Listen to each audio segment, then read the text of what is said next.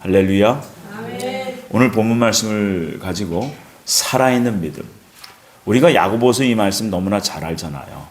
믿음은 행함이 있어야 된다. 행함이 없는 믿음은 죽었다라고 말합니다.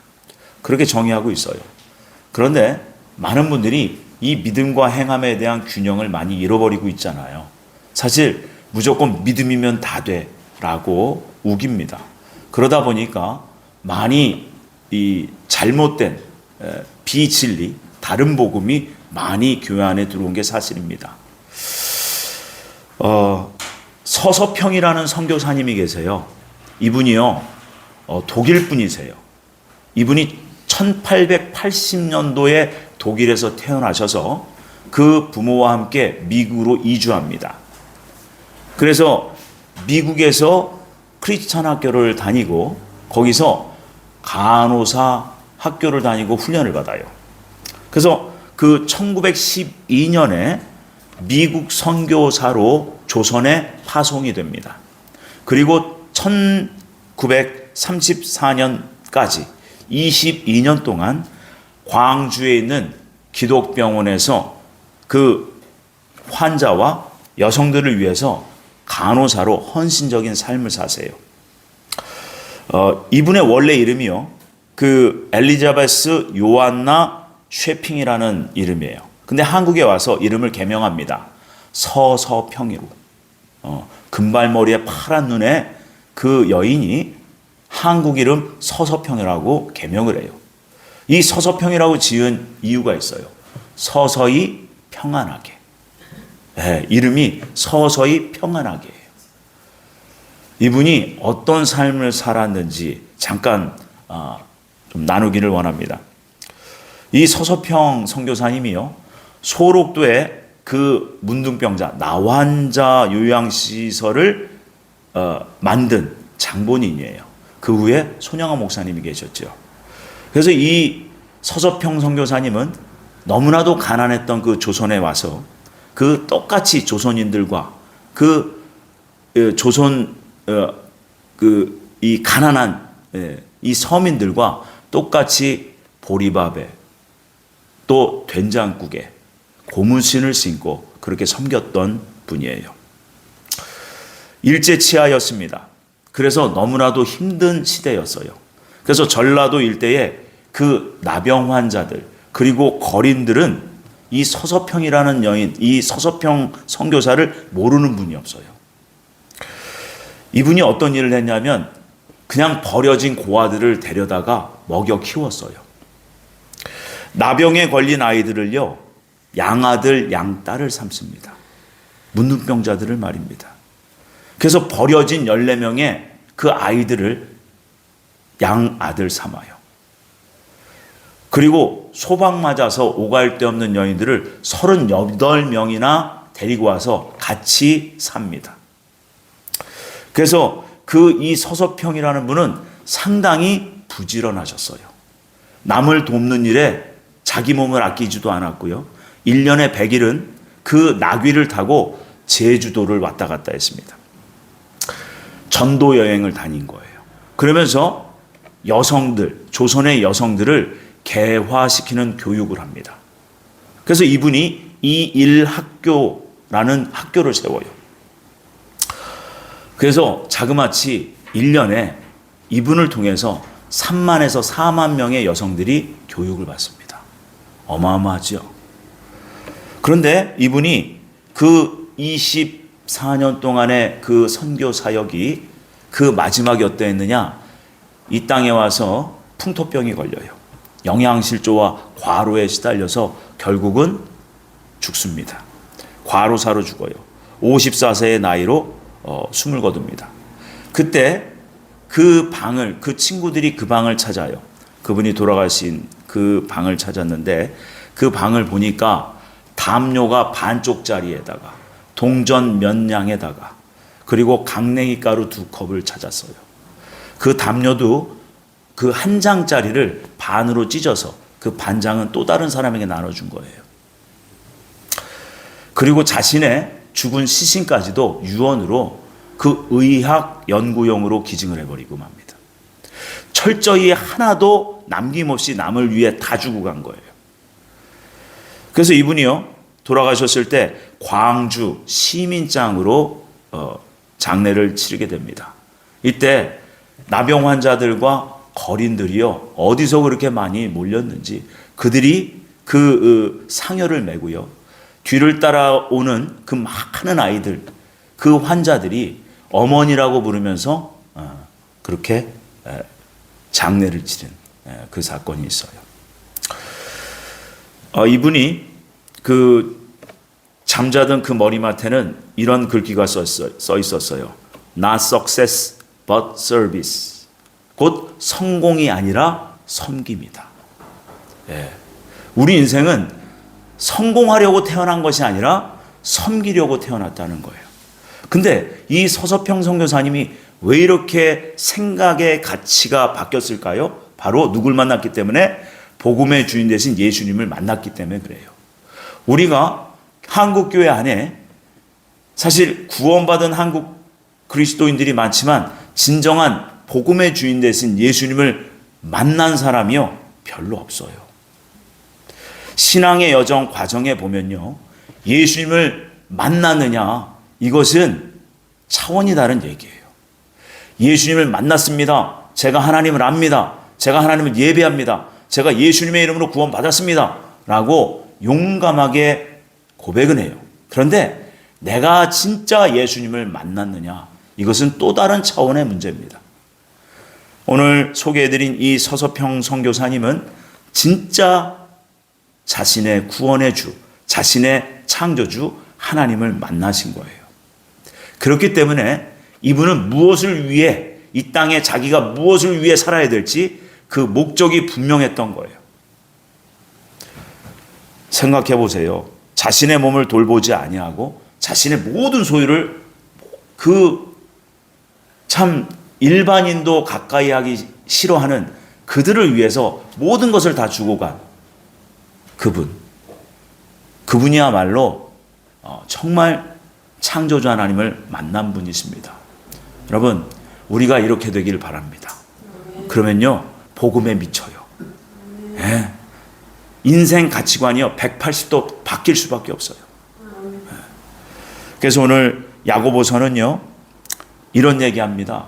바로 복음의 빚진 자를 얘기하는 거예요. 서서평 선교사님이 복음의 빚진 마음으로 평생을 드린 거예요. 결국 이 복음의 빚을 갚기 위해서 나를 위해, 나를 살려주시려고 그 십자가에 죽으신 분을 위해서 그분이 원하는 삶이 무엇일까? 이것을 말씀을 통해서, 진리를 통해서 발견한 거예요. 아낌없이 주라. 원수를 사랑해라. 오리를 가자면 심리까지 가져라. 아낌없이. 그래서 항상 자신의 내면은 서서히 평안하게, 바로 겸손과 온유예요. 주님께서 그 말씀하신 대로 최선을 다해서 살려고 힘쓰고 애쓰셨던 이 선교사님, 이런 분이 예수님의 신부의 자격이 있는 거예요. 그래서 결국 행함이 있는 믿음이 살아있는 믿음이라는 겁니다. 결국 진짜 믿음은요, 행함의 열매로 나타나게 돼 있어요. 그래서 한마디로 정의하면요, 행함은 구원의 증거는 되지만 구원의 원인과 동기는 아닙니다. 결국 행함으로 구원받는 것은 아니에요. 행함으로 구원받는다는 교리는 기독교 교리가 전혀 아닙니다. 믿음으로 구원받는 게 맞아요. 그런데 그 믿음에는, 진짜 믿음으로 구원받았다면 그분을 만났다는 거예요. 그분이 나를 위해서 죽으신 그분이 어떤 분인지를 내가 알았다면 우리는 충격을 먹어야 돼요. 충격을.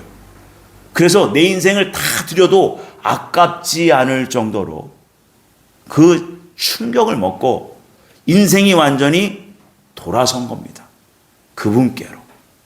그때 보여지는 것이 행함의 열매라는 거예요. 진짜 믿음이죠. 그래서 진짜 믿음은 반드시 삶으로 나타나게 되어 있다는 거예요. 삶으로. 그래서 마태복음 7장 21절에 보면요, 주님은 천국 들어가는 그 기준에 대해서 이게 믿음으로 시작했지만 결국 뭐로 하나님께서 평가하시느냐, 열매를 보신다는 거예요. 그래서 마태복음 7장의 21절 보면 나더러 주여 주여 하는 자마다 다 천국에 들어갈 것이 아니요, 다만 하늘에 계신 내 아버지의 뜻대로 행하는 자라야 들어가리라 해요. 이 구원이라는 것은요, 소유권이 이전된 거예요. 구원이라는 것은요, 내 생명이 내 것이 아니라 내 아버지 하나님, 나를 구원하신 내 구주 예수님의 것이구나. 내 생명이 소유권이 이전된 거예요. 이때부터 풍요롭고 풍성한 삶을 사실 누릴 수가 있어요. 겉으로는 찌질할 수 있습니다. 겉으로는요, 힘들고 병들 수 있습니다. 그런데요, 내적으로는요, 그때부터 내적 풍요를 누릴 수가 있다고요. 진짜 풍요. 뭡니까? 구원에 대한 확신, 천국에 대한 소망, 내세에 대한 소망. 여러분, 한국 기독교가 이게 약화가 된 거예요. 천국 소망, 내세에 대한 소망이 약해졌기 때문에 우리가 믿음으로 행함이 적어진 겁니다. 여러분, 그래서 우리가 이거를 회복해야 돼요. 그럼 어떻게 회복해요? 생각을 바꾸셔야 돼요. 그래서 매일매일 뭐를 해야 된다고요? 우리가 찬송하면서 말씀드렸죠. 예수님이 나를 위해 십자가에 죽으셨다는 것, 그분이 나를 위해서 모든 피를 다 흘려주셨다는 것을 매일매일 생각하고 묵상해 보셔야 됩니다. 그 피 때문에 내가 구원받았구나. 근데 그분이 누구지? 삼위일체 하나님, 모든 만물을 창조하신 하나님이네. 그분이 내 진짜 아버지구나. 이것이 믿어지고 또 믿어지고, 어느 한순간에는, 어느 날인가는 그것이 너무나도 깊이 나를 찌르고 아프게 해서 도저히 그냥 있을 수가 없어서 성경을 들고 길거리로 뛰쳐나가서 예수 그리스도를 믿으라고 그렇게 부르짖는 그 진짜 믿음, 그리고 그 진짜 믿음이 그런 행함의 열매로 나와야 된다는 거예요. 네. 형식이 아니라. 그래서 주님은 마태복음 7장 21절에 하나님의 뜻대로 행해야 하나님 나라 들어간다고 했어요. 그래서 그 위에 보니까 마태복음 7장 19절에 보니까 아름다운 열매를 맺지 아니하는 나무마다 찍혀서 불에 던져지느니라. 결국 주님께서 우리를 보실 때에 믿음의 기준은요, 열매가 있어야 되는 거예요. 열매. 그래서 저는 계속 열매를 말씀을 드려요. 근데 많은 그리스도인들이요, 열매를 맺지 못하는 그리스도인들이 너무 많은 거예요. 대표적으로 어떤 분들이냐, 성전의 마당만 밟고 가는 그리스도인들이 열매를 맺기가 어려운 분들이 대부분이에요, 사실. 여러분, 진짜 하나님을 안다면 그 예배의 소중함, 그 예배의 중요함, 내가 한 주간 살면서 잘못한 거, 이 예배 동안에, 이 예배 시간에 나와서 모든 죄를 사하여 줄 줄 믿습니다. 내가 아버지를 만납니다. 내가 아버지를 감격하며 감사하며 아버지를 영광스럽게 해드립니다. 그 마음으로, 사모함으로 그 예배에 참여했다면 그냥 마당만 밟고 갈 수는 없잖아요. 그래서 예배의 진정성이라는 거예요. 그래서 예수님이 말씀하신 겁니다. 마음과 뜻과 정성을 다하여 해요.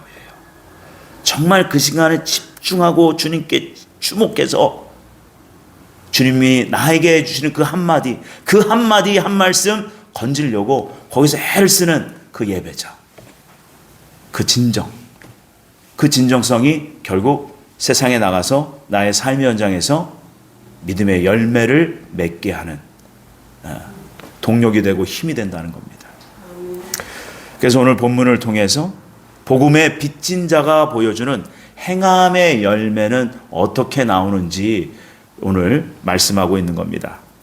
15절에서 17절입니다. 야고보서 2장 15절에서 17절 우리 함께 한번 다시 읽어주시면 감사합니다. 시작. 만일 형제나 자매가 헐벗고 일용할 양식이 없는데 너희 중에 누구든지 그에게 이르되 평안히 가라, 덥게 하라, 배부르게 하라 하며 그 몸에 쓸 것을 주지 아니하면 무슨 유익이 있으리요. 이와 같이 행함이 없는 믿음은 그 자체가 죽은 것이라. 아멘. 이 말씀 세 구절에 우리의 모습이 여기 담겼어요. 우리 각양각색의 모습이 이 안에 있습니다. 이 지금 즉각적으로 필요에 직면한 사람들, 저들의 그 필요를 누가 채워줄 거냐. 근데 그것을 보고도 그냥 지나치는 것은 진정한 믿음이 아니다. 살아있는 믿음이 아니다라고 지적하고 있습니다.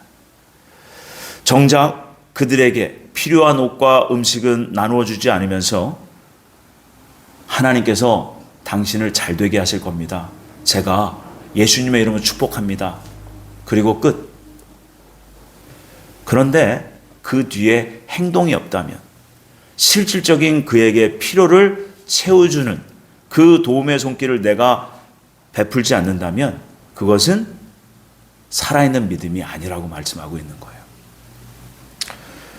그런데 많은 분들이요, 그냥 말로만 하는 그 축복 신앙생활, 이것만으로도 나는 괜찮은 신앙인이라고 착각하고 살아갑니다. 결국 주님이 열매가 없는 나무마다 찍어서 불에 던져지리라. 결국 행함이 없는 믿음. 주님이 기뻐하지 않고 내가 너를 모른다 할 수 있다는 거예요.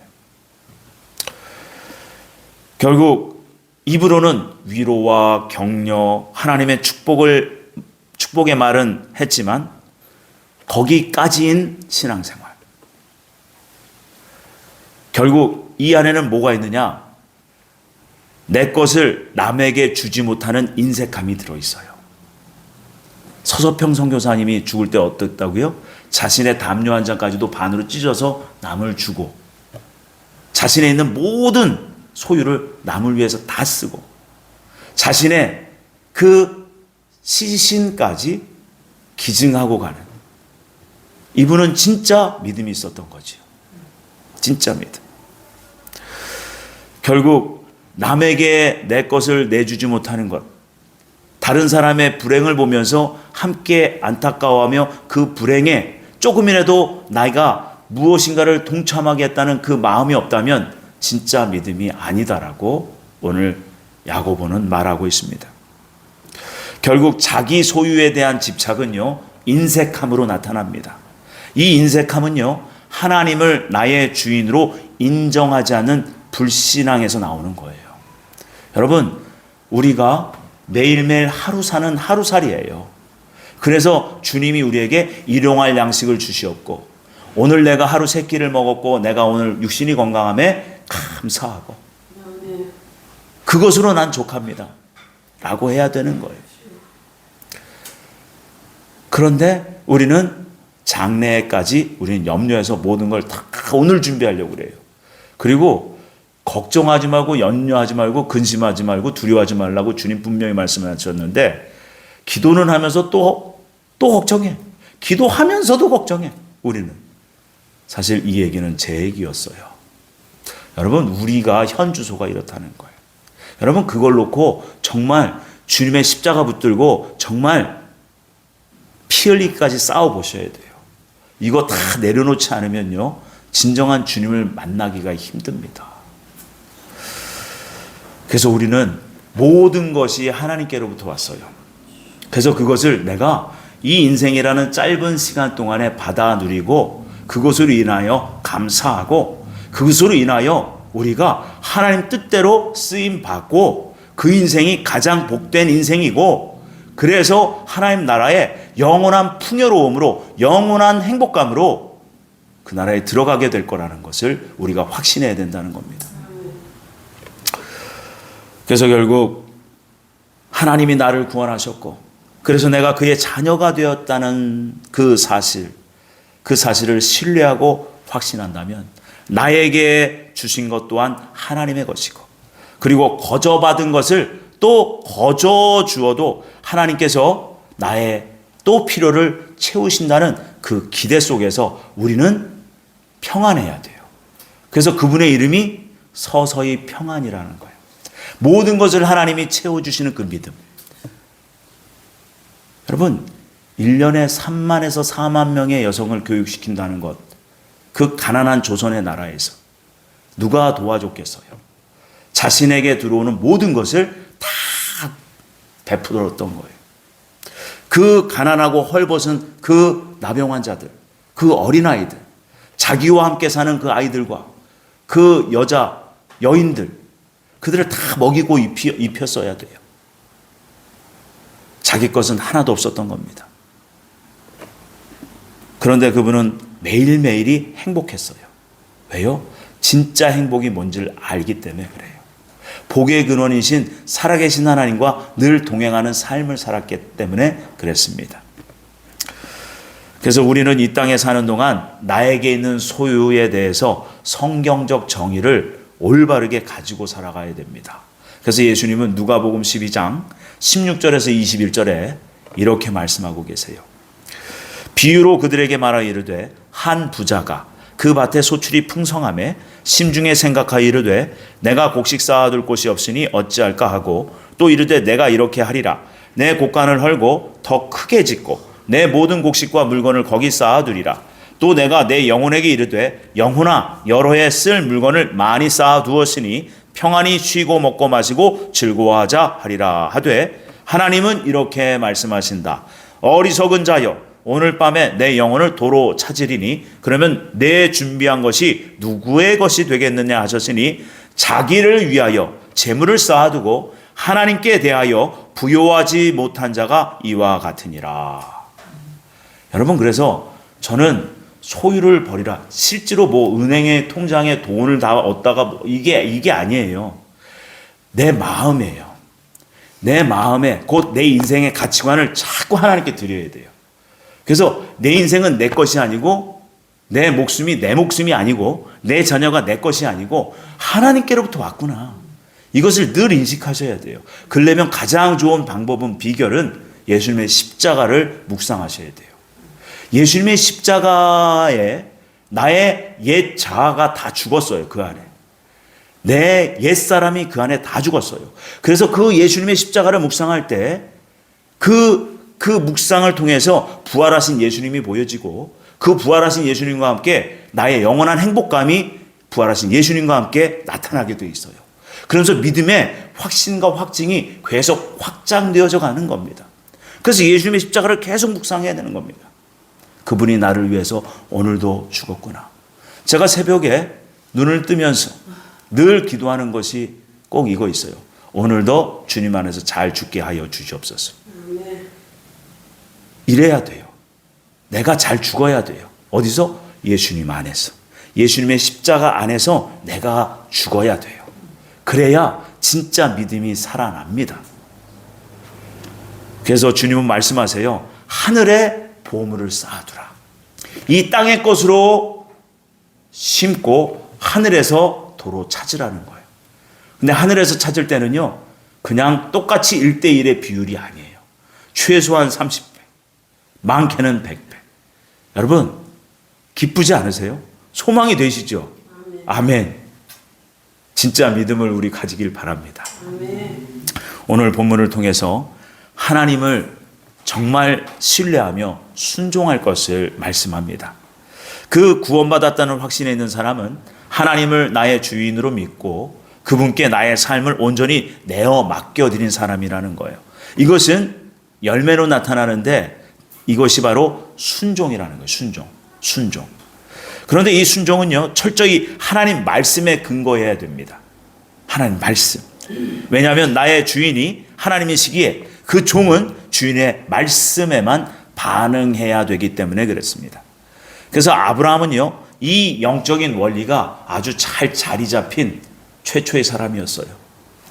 하지만 그 믿음이요, 그 믿음의 그 말씀에 근거한 그 순종이요, 단기간에 이루어진 것이 아니라는 거예요.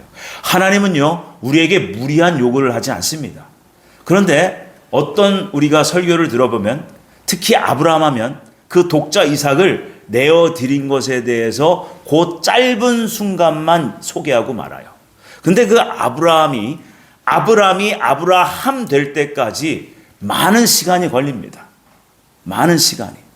그래서 75세 때 멋모르고 하나님 음성 들리니까 나오긴 나왔어요. 근데 이분이 나왔는데 어디로 가요? 갈 바를 알지 못했다는 거예요.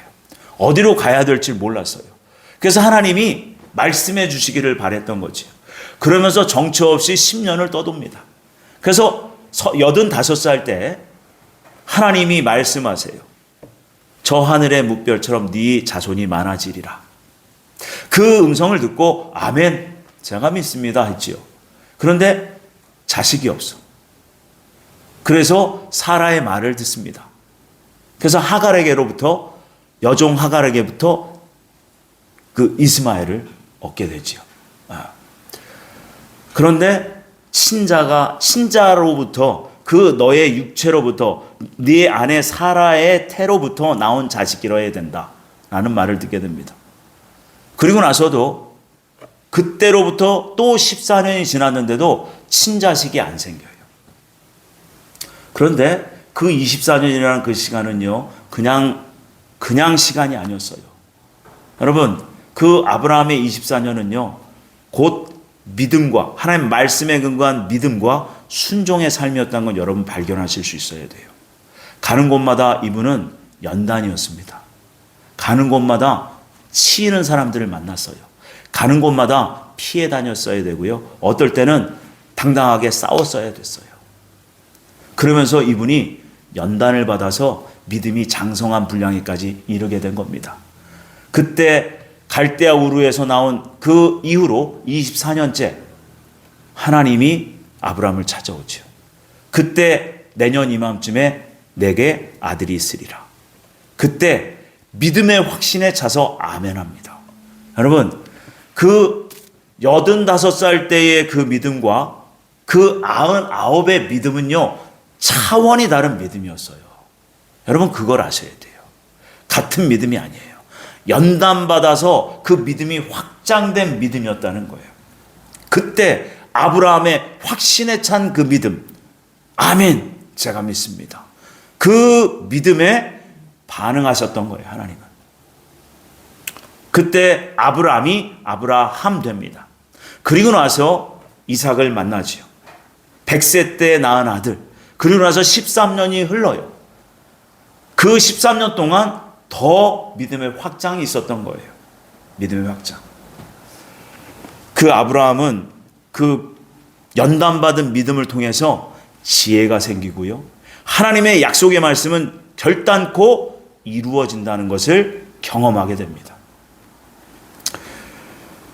그 하나님께서 이삭을 내어달라고 할 때 뭐라고 하셨냐면, 창세기 17장 19절에 하나님이 이르시되 아니라 내 아내 사라가 내게 아들을 낳으리라. 너는 그 이름을 이삭이라 하라. 내가 그와 언약을 세우리니. 누구와?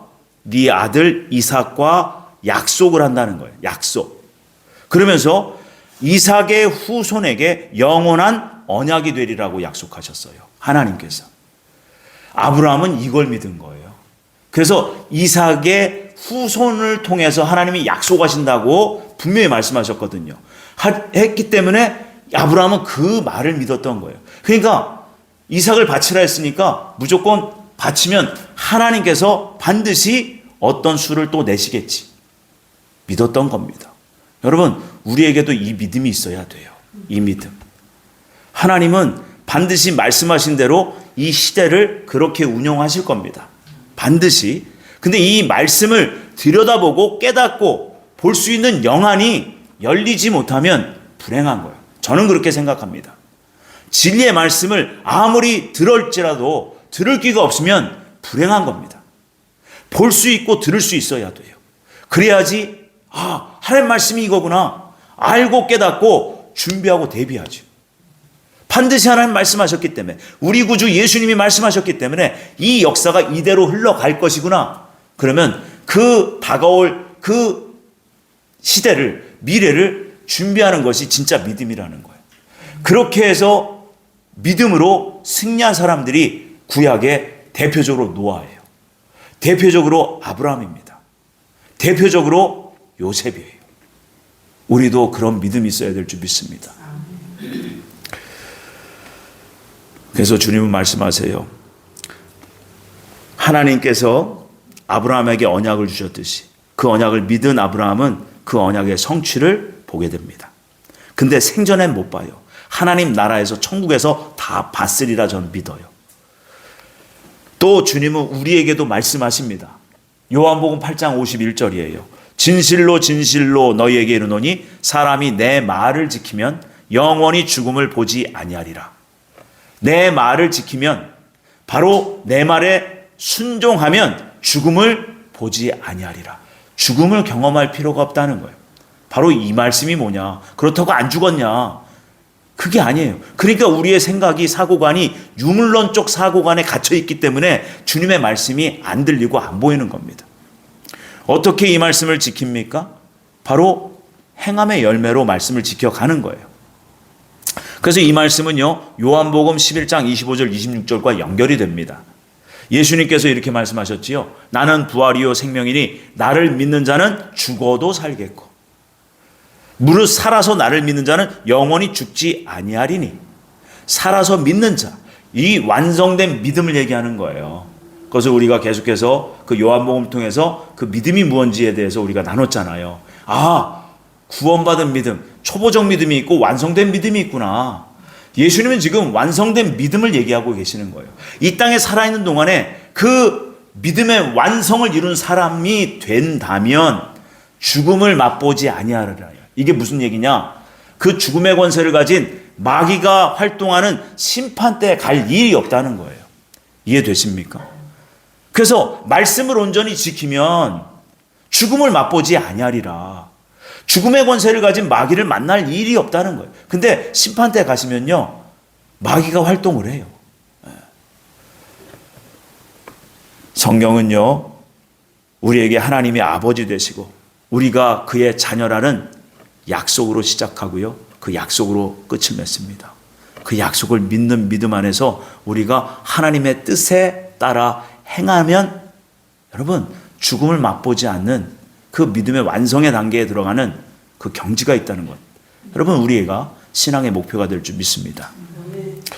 그래서 24절에서 25절까지 함께 읽어주시면 감사합니다. 시작.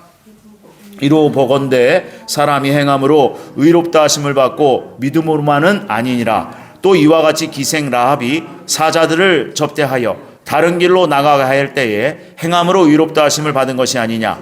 영혼 없는 몸이 죽은 것 같이 행함이 없는 믿음은 죽은 것이니라. 아멘. 이 라합이 왜 그 정탐꾼 2명을 도와줬을까를 생각하는 거예요. 바로 뭡니까? 라합은요, 하나님에 대한 소문을 들었어요. 자기 나라를 정탐하러 온 그 이스라엘 정탐꾼 2명을 살려줍니다. 왜 살려줬을까? 하나님의 심판이 이 땅 가운데 있다는 것을 믿었기 때문에 그래요. 하나님의 심판이 있다는 것을 라합은 믿었어요. 여러분 결국 뭐예요? 믿음이었어요. 믿음으로 시작해서 그 2명을 숨겨줬고 그 믿음의 행위가 자기와 자기 가족을 구원합니다.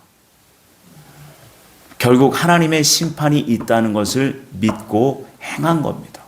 여러분 성경에서도요, 죽은 뒤에 심판대가 있다라고 여러 군데 말씀하고 있어요.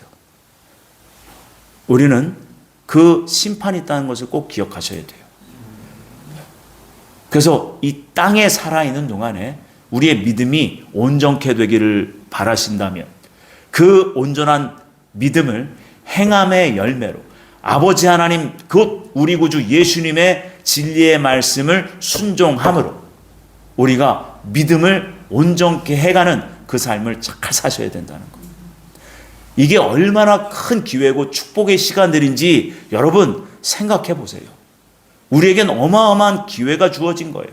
근데 이 시간 순간들을 허송세월 보낸다면 우리는 정말 마지막에 굉장히 크게 후회할 수도 있습니다. 바로 예수님이 누구신지를 알았고 그 서서평 선교사님은 매일매일 예수님의 십자가의 그 고난을 묵상했고 부활의 소망으로 하루하루 기쁨과 감사함으로 자신에게 주어진 그 사역과 사명을 잘 감당하셨던 분이라는 겁니다.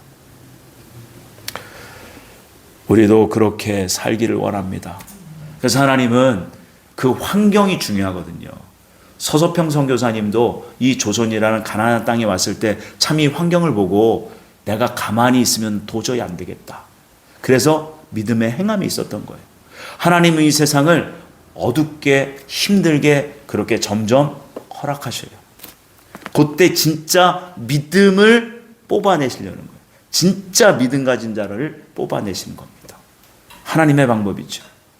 우리가 매일매일 주님 안에서 우리의 구원에 감사하고 주님의 십자가를 묵상하고 부활의 소망에 가득 차서 진정 우리에겐 십자가는 있지만 기쁨과 감사와 감격으로 매일매일 올바른 믿음의 행함의 열매를 맺어가며 아버지 하나님께 영광을 돌릴 수 있는 저희 모두가 되시기를 예수님의 이름으로 축원을 드립니다.